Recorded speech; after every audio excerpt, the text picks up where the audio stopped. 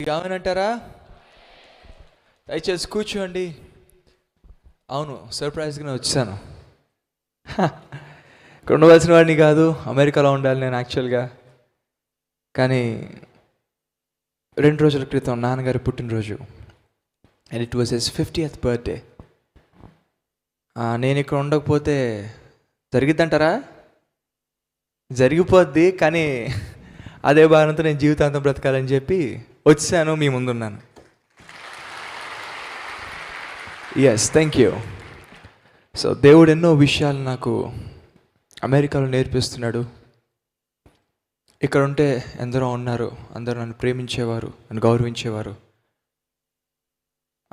అంటే కింద నా పాదం కూడా తగలకుండా నన్ను కాపాడేస్తూ ఉంటారు.